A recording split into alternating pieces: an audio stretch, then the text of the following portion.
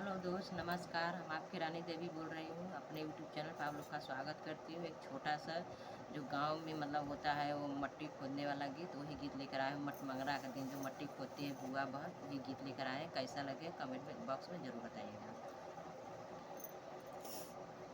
कहवा क पियर माटी कहवा कुदारी जी, कहवा क पियर माटी कहवा कुदारी जी, कहवा क सुंदर नारी माटी खाने जाली जी, कहवा क सुंदर नारी माटी खाने जाली जी।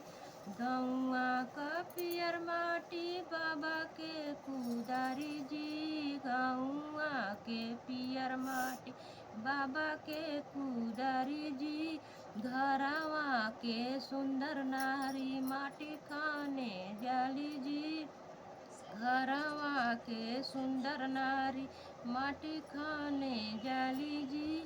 कहवा क पियर माटी कहवा कुदारी जी, कहवा क सुंदर नारी माटी खाने जाली जी, गौआ क पियर माटी बाबा के कुदारी जी, घरवा के सुंदर नारी माटी खाने जाली जी, घरवा के सुंदर नारी माटी खाने जाली जी।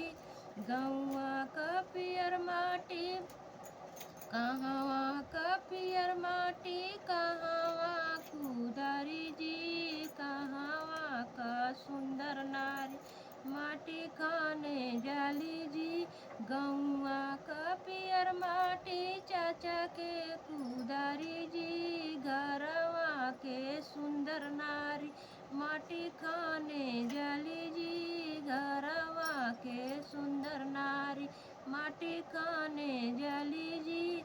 कहवा क पियर माटी कहवा कुदारी जी, कहवा के सुंदर नारी माटी खाने जाली जी, गौआ क पियर माटी बाबा के कुदारी जी, गौआ के पियर माटी भैया के कुदारी जी, घरवा के सुंदर नारी माटी खाने जाली जी, घरवा के सुंदर नारी माटी खाने जाली जी।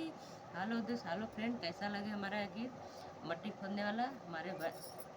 आप लोग कमेंट कर कर ज़रूर बताइएगा। हमारे यूट्यूब चैनल पर जाइए और लाइक सब्सक्राइब करना मत भूलिएगा। आप लोग से हाथ जोड़ के तहे दिल से धन्यवाद करते हैं।